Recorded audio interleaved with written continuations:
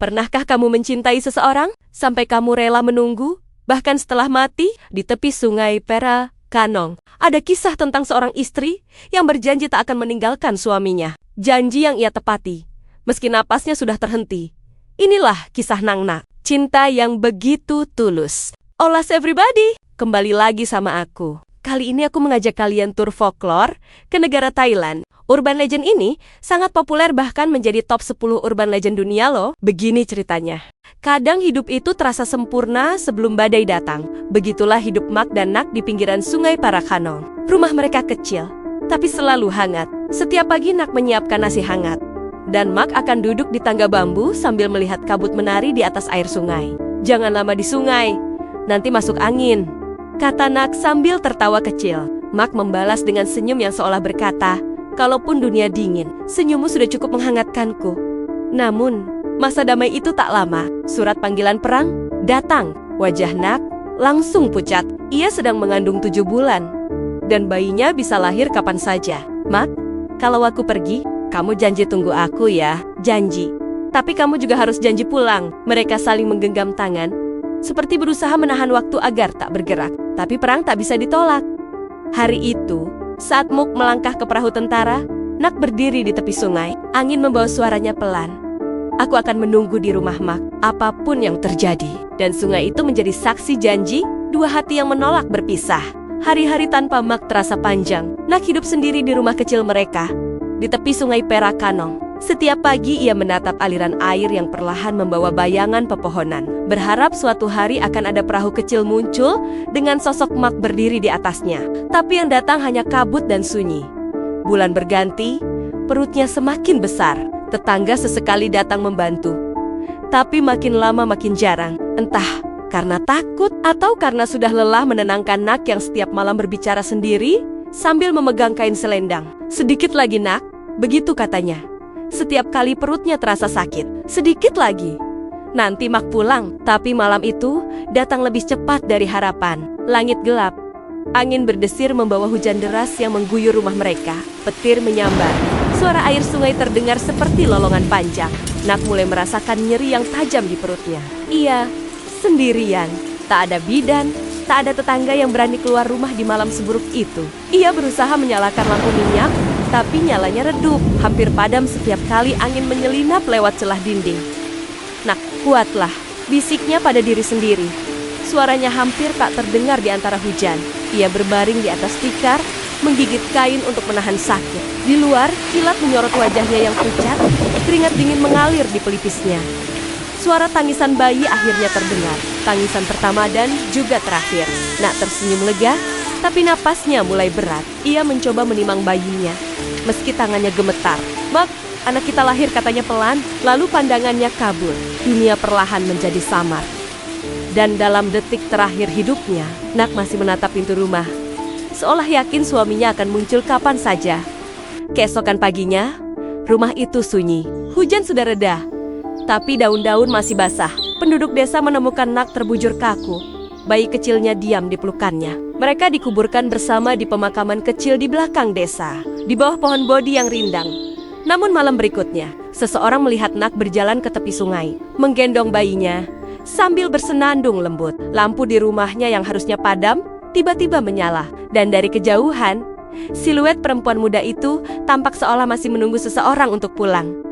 Sejak itu, desa mulai berubah sunyi. Orang-orang berhenti lewat di depan rumah Nak, karena bagi mereka, Nak memang sudah meninggal, tapi rumah itu masih dihuni. Kau tahu, rasanya pulang setelah lama berperang. Rasanya seperti akhirnya bisa menarik napas lagi setelah tenggelam terlalu lama. Begitulah Mak. Tubuhnya kurus, kulitnya legam oleh matahari, tapi hatinya ringan. Setiap langkah pulang menuju rumah seolah punya irama sendiri, irama harapan.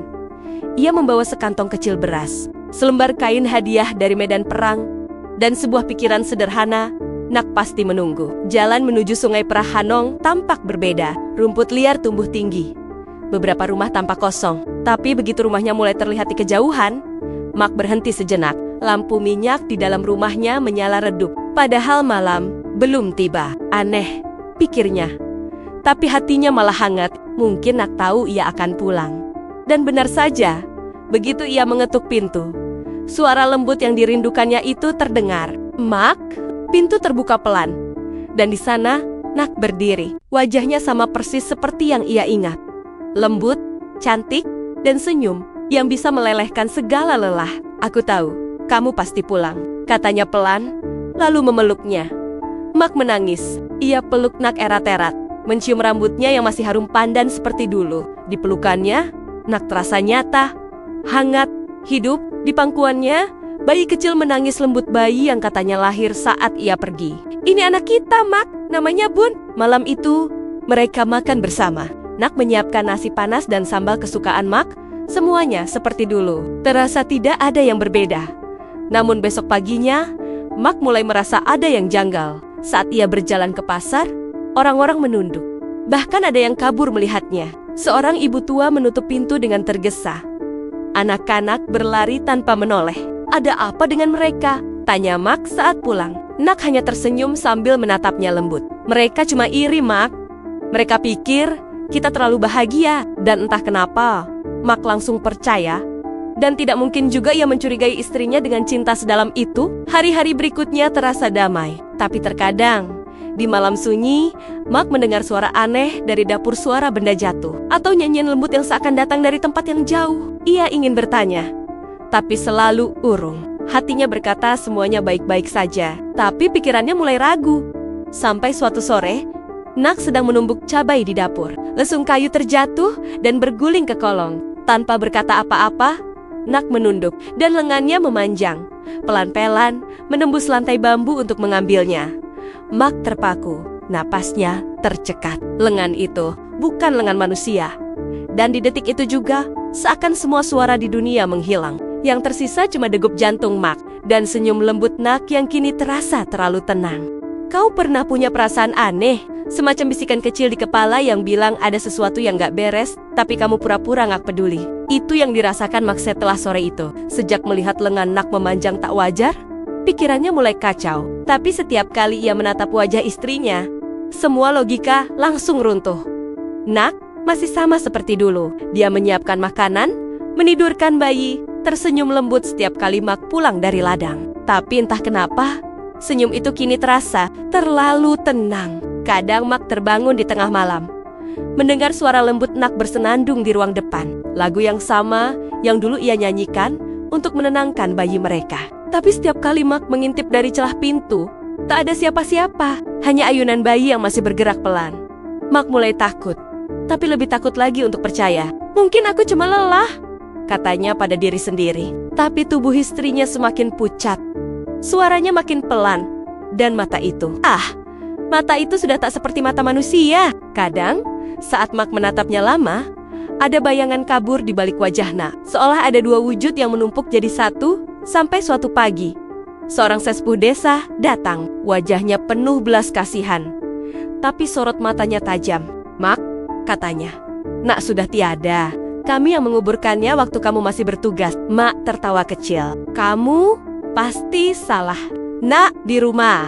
Dia hidup, dia masak untukku setiap hari. Tetua itu hanya menatapnya lama, lalu berkata pelan, kalau begitu, coba kamu pulang dan lihat bayangannya saat dia berdiri di bawah matahari. Mak pulang dengan hati berdebar. Ia memanggil Nak yang sedang menjemur pakaian di halaman. Sayang, kamu gak capek? Nak menoleh, tersenyum, rambut hitamnya tertiup angin. Tapi saat Mak melihat ke tanah, tidak ada bayangan, hanya kain yang menari di udara. Darah Mak seolah berhenti mengalir. Ia mundur. Perlahan, sayang, apa yang terjadi sama kamu? Wajah Nak perlahan berubah sendu. Ia menatap Mak, matanya berkaca-kaca. Aku gak ingin pergi, Mak. Aku janji mau menunggumu, dan aku tepati. Aku di sini karena aku cinta kamu. Suara Nak pecah, tapi tetap lembut. Aku gak sadar kalau aku sudah mati waktu melahirkan. Yang aku tahu, aku harus menunggumu. Mak gemetar, tak tahu harus marah, menangis, atau memeluknya. Cinta dan takut bercampur jadi satu. Aku cinta kamu, Nak. Tapi kamu bukan lagi di sini. Nak tersenyum, wajahnya perlahan memudar seperti kabut. Kalau kamu cinta aku, biarkan aku pergi dengan tenang. Angin berhembus pelan, membawa aroma bunga kenanga yang samar. Dari kejauhan, suara pendeta mulai terdengar melantunkan doa. Mak menunduk, menangis, memeluk bayangannya yang perlahan lenyap di udara. Di tempat Nak berdiri, hanya tersisa toples tanah liat kecil berisi bunga dan abu. Dan entah kenapa, udara di rumah itu terasa lebih ringan, tapi juga lebih sepi. Kau tahu kan, waktu akan berjalan aneh. Ketika seseorang pergi, hari-hari terasa panjang, tapi tahun-tahun terasa singkat.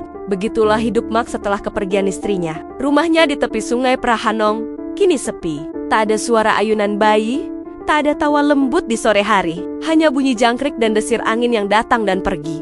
Tapi Mak tidak pindah. Ia tetap tinggal di rumah itu. Sendirian, di rak bambu di sudut ruangan, ada satu toples tanah liat kecil. Di dalamnya, abu bunga kering dan sedikit tanah. Orang-orang bilang, di sanalah arwah Nak disegel agar tenang. Tapi Mak tak pernah memperlakukan toples itu sebagai benda. Ia memperlakukannya seperti teman lama. Setiap pagi, ia menyiapkan 2 cangkir teh. 1 untuk dirinya, 1 untuk Nak. Kadang ia bicara pelan, seperti benar-benar sedang diajak ngobrol. "Hari ini panennya bagus, Nak," katanya sambil tersenyum. "Kalau kamu masih di sini, pasti kamu senang lihatnya." Tetangga yang lewat sering memandangi rumah itu dengan kasihan. Mereka bilang, Mak sudah gila. Tapi entah kenapa, setiap kali seseorang menatap ke arah jendela rumahnya di malam hari, ada bayangan 2 orang duduk berdampingan di tangga, menatap bulan. Tahun demi tahun berlalu. Rambut Mak memutih, langkahnya makin lambat. Hingga suatu sore, ia tak keluar lagi dari rumahnya. Penduduk menemukannya terbaring damai. Wajahnya tersenyum. Di sebelahnya, 2 cangkir teh masih hangat, dan toples tanah liat itu terbuka sedikit, seolah seseorang baru saja datang menjemput. Sejak itu, orang-orang bilang kalau malam tiba, di tepi sungai Prahanong sering terlihat 2 bayangan berjalan berdampingan. Seorang pria dan seorang wanita bergandengan tangan di bawah sinar bulan. Langkah mereka ringan seperti kabut. Kadang terdengar suara lembut perempuan bernyanyi, kadang hanya keheningan yang terasa hangat. Dan disitulah kisah mereka berakhir. Atau mungkin tidak pernah benar-benar berakhir. Karena cinta yang tulus kadang tidak mengenal dunia tempat ia harus hidup. Ia hanya tahu satu hal: menunggu.